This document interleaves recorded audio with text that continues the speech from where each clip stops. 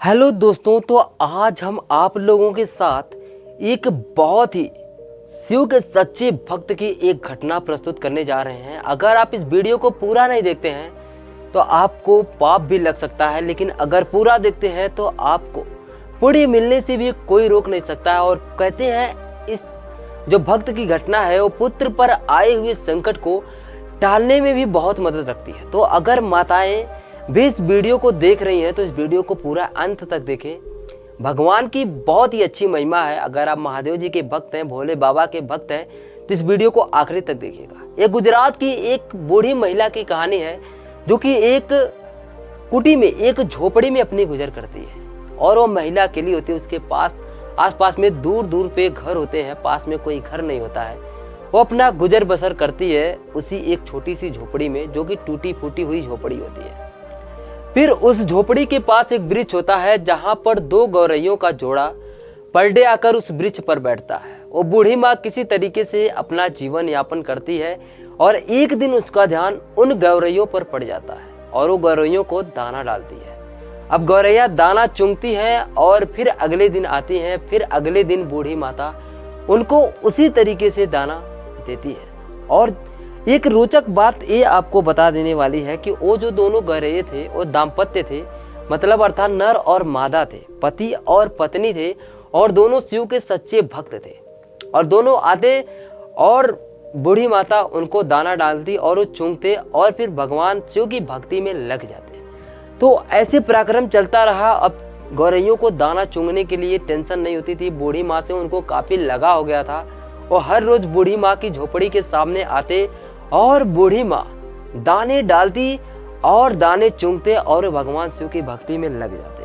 तो एक दिन कुछ ऐसा हुआ कि जब वो गौरैया उस पेड़ पर आई, उस झोपड़ी के सामने आई, तो बूढ़ी माँ ने दाना नहीं डाला, क्योंकि बूढ़ी माँ की तबीयत खराब चल रही थी। किसी तरीके से वो अपना ही गुजर कर रही थी, तो वो दाना कैसे डालती।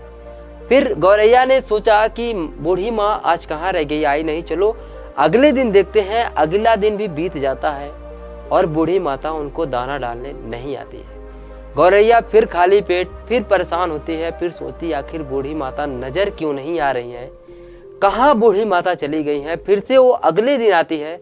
ऐसे ऐसे करके उन गौरैयों को 4 से 5 दिन बीत जाता है।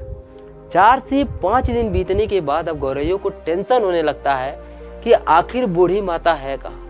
और बूढ़ी माता का आखिरी समय था। तबीयत खराब होने की वजह से बूढ़ी माता उसी झोपड़ी में अपना दम तोड़ देती है, इस दुनिया को अलविदा कह दी रहती है। तो फिर गौरैया कहती है कि चलो हम चल कर देखते हैं आखिर बूढ़ी माता इस दुनिया से कहाँ विलुप्त हो गई है। तो ओ गौरैया उस बूढ़ी माता की झोपड़ी में जाती है और झोपड़ी में जाने के बाद देखती है कि बूढ़ी माता तो इस दुनिया को छोड़कर चली गई है।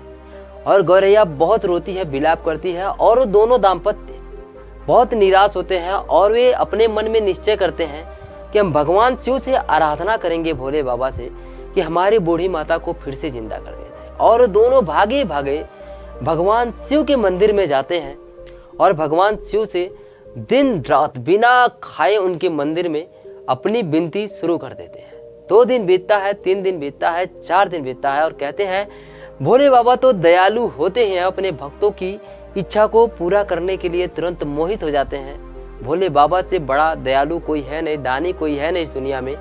तो भोले बाबा जब देखते हैं कि गौरैया भूखे प्यासे 7 दिन से है, अब गौरैया का भी जान निकलने वाली है, दोनों गौरैया भूखे प्यासे भगवान की तप कर रहे हैं, तो भगवान प्रकट होकर उनसे उनका दर्शन देते हैं और कहते हैं कि बोलो तुम ऐसे तप क्यों कर रहे हो, तुम्हारी क्या इच्छा है। तो दोनों गौरैया मिलकर कहते हैं कि एक बूढ़ी माता थी जिससे कि हमें दाना मिलता था और हमें दाने की तलाश में इधर उधर भटकते नहीं थे और हम आपकी भक्ति कर पाते थे, और हम यही चाहते हैं कि आप चल के हमारी बूढ़ी माता को फिर से जीवित कर दें। तो प्रभु कहते हैं कि ये तो इस प्रकृति के नियम के खिलाफ है। इस दुनिया में जो भी चीजें आई हैं सबको जाना है, मैं एक काम नहीं कर सकता। फिर भी गौरैया हट कर लेती है और कहती है कि नहीं महाराज, आपके लिए कोई भी चीज नामुमकिन नहीं है, आपको ये करना ही होगा, नहीं तो हम भी अपने प्राण त्याग देंगे। आखिर में उनके हट के आगे भगवान भोलेनाथ उस बूढ़ी माता की कुटी में आते हैं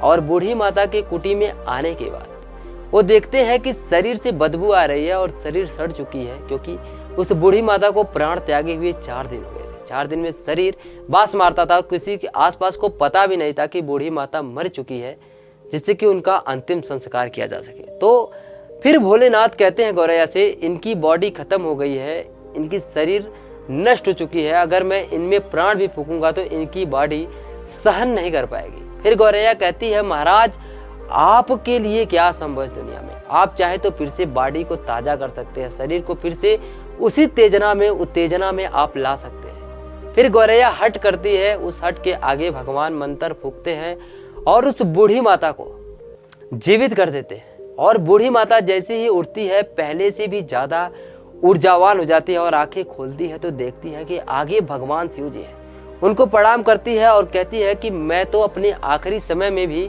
धन्य हो गई। और भगवान शिव से कहती है कि मेरे किस कर्म के वजह से आपने मुझे आखिरी समय में दर्शन दिए।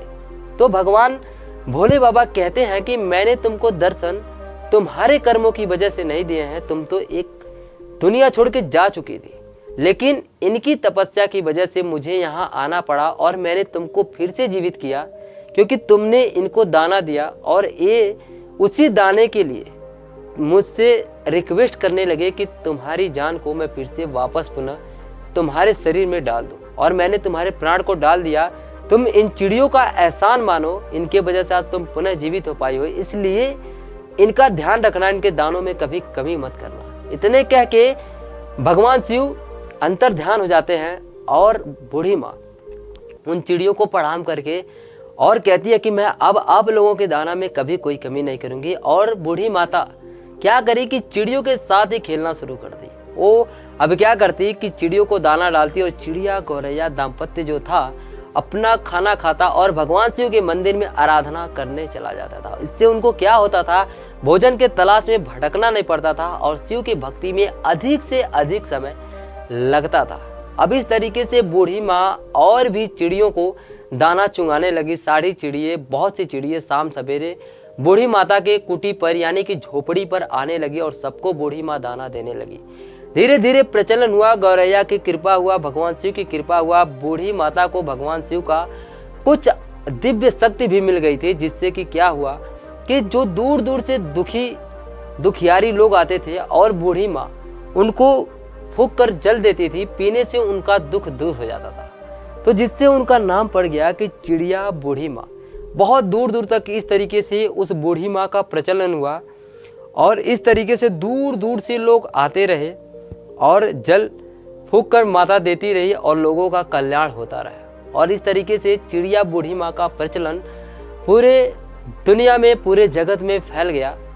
तो दोस्तों, बुढ़िया माता चिड़िया के बिना ज़्यादा दिन तक नहीं रह सकी, उन दोनों का अंत आ गया और दोनों अपने प्राण फूंक दिए। लेकिन कहा जाता है कि बुढ़िया माता के उस स्थान पर जाकर वहाँ के जल को पीने से आज भी कष्ट दूर होते हैं।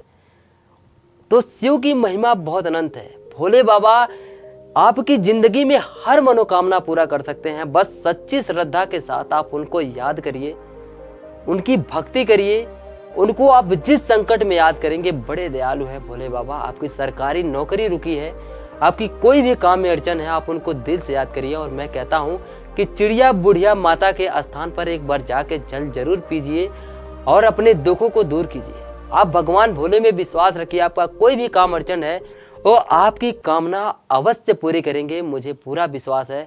तो कमेंट में जय भोले बाबा की जयकारा लगाना ना भूलें। और ये जानकारी आपको कैसी लगी, क्या आपको लगता है कि भोले बाबा सच में दयालु हैं, तो कमेंट में उनकी नाम की जयकारा जरूर लगाएं और चैनल को सब्सक्राइब करके वीडियो को लाइक करके अपना प्यार जरूर दिखाएं। और ऐसे ही 5 लोगों को शेयर करें जिन्हें आप अपनी ज़िंदगी में मानते हैं। इससे भोले भगवान भोले बाबा आपकी हर मनोकामना पूरी करेंगे, क्योंकि किसी को अगर आप वीडियो शेयर करते हैं तो उनके पास भी परोपकार का काम करते हैं, जो कि भगवान शिव को प्रसन्न करने का काम करती है। सो अगर जानकारी अच्छी लगी तो कमेंट में हर हर महादेव जय महाकाल जरूर लिखिए। मिलते हैं अगली वीडियो में ऐसी ही रोचक जानकारी के साथ। तब तक आप अपना ख्याल रखिए। Wish you all the very best. मैं विजय, एजे विजय से आपके सपनों को सपोर्ट करता हूँ।